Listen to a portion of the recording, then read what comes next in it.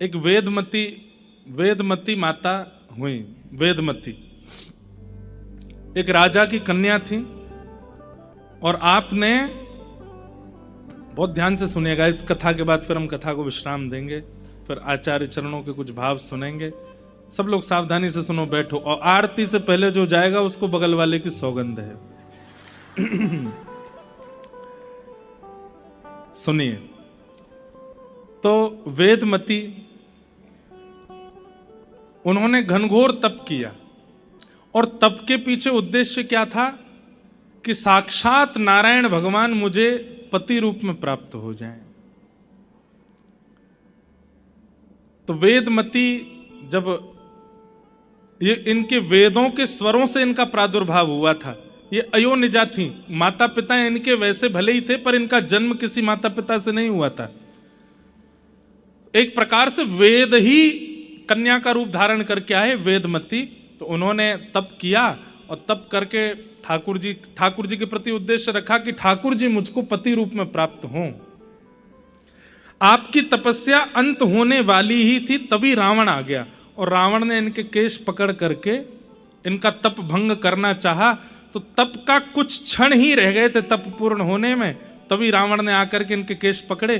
तो इन्होंने अपने किसी शस्त्र से अपने जो केश रावण ने पकड़े थे उस बीच से अपने केशों को काट दिया, और जो बचा हुआ शरीर था उसको योग अग्नि में प्रविष्ट करके भस्म कर दिया, एक प्रकार से अंतर ध्यान कर दिया।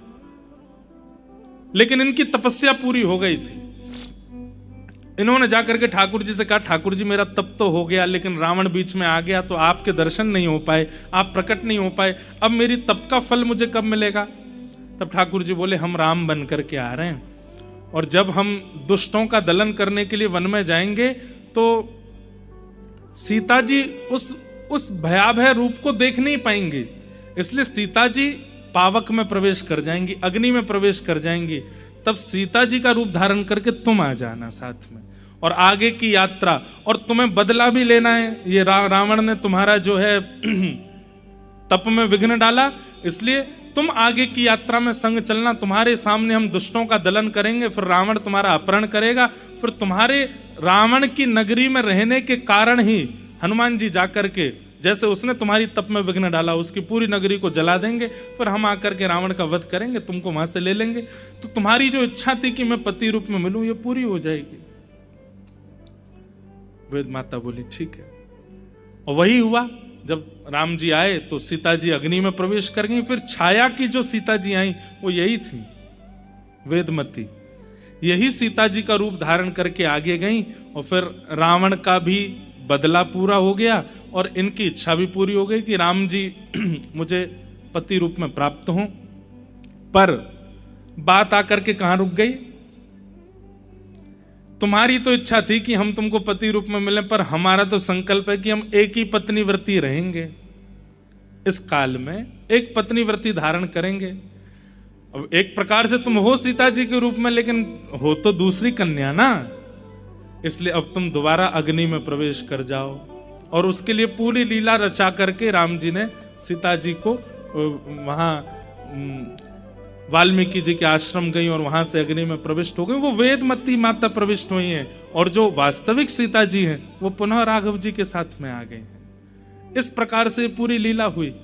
लेकिन वेदमती बड़ी नाराज हो गई, बोले कि भगवान, क्या तप में तप करने वाले की ही इच्छा होती है, ठाकुर जी की इच्छा नहीं होती? मैंने तो आज तक नहीं सुना। आप ध्रुव को दर्शन देने के लिए उसकी इच्छा से गए थे कि अपनी इच्छा से गए थे? ठाकुर जी बोले, हम गए तो अपनी इच्छा से थे।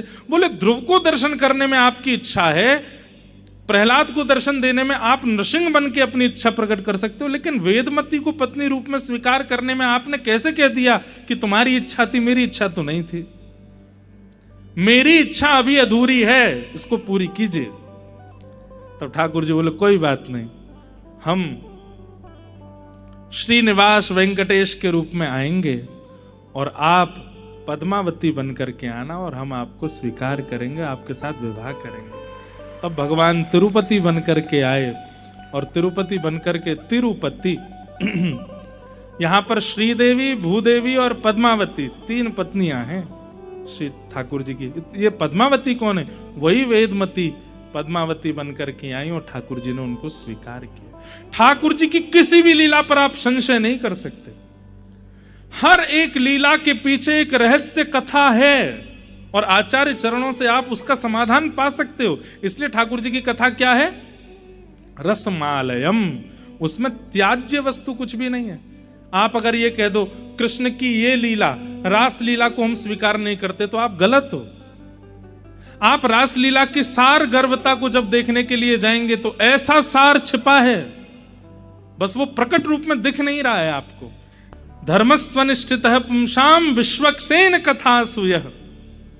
बोले आपके द्वारा प्रदत्त किए गए समस्त भावांजलियों को ठाकुर जी ने स्वीकार किया। इसका प्रमाण मिलेगा किसी सत्संग में जाकर के बैठना। अगर सत्संग में बैठे बैठे समय का पता ना लगे और खूब आनंद आने लग जाए तो समझ जाना अभी तक जितने भी प्रस्तुत हमने ठाकुर जी को किए सब स्वीकार हो गए। और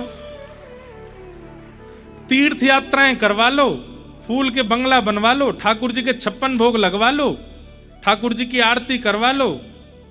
कथा सुनने की मत कहो हमसे, वो नहीं सुना जाता हमसे। बाकी भैया हमसे चाहे तुम गिरिराज जी की परिक्रमा लगवाओ, वृंदावन की परिक्रमा लगवा दो, तिरुमला ले चलो, तिरुपति दर्शन करवा देंगे, 56 भोग लगवा देंगे, फूल बंगला बनवा देंगे। मतलब ठाकुर जी की वैसी सेवा हमसे चाहे जितनी करा लो, पर कथा, मुझे तो कथा में बैठती नींद आती है, मैं नहीं बैठ सकता कथा में। तो इसका मतलब क्या है? आप जितना भी कुछ करते हो वो केवल श्रम है, ठाकुर जी उससे प्रसन्न नहीं है। और ये बात हम नहीं कह रहे हैं, स्वयं सूत जी कह रहे हैं, नोत्पादये दधिरतिम श्रम एव ही केवलम। केवल कथा नहीं, कहीं भी कोई महापुरुष सद्विचार प्रकट कर रहे हैं, सद्भावना सुना रहे हैं, एक सद्मार्ग दिखाने का प्रयास कर रहे हैं, और आप वहां बैठे बैठे आलस दिखा रहे हो, वहां बैठे बैठे आंख मीट रहे हो, देख रहे हो कब चले अब यहां से।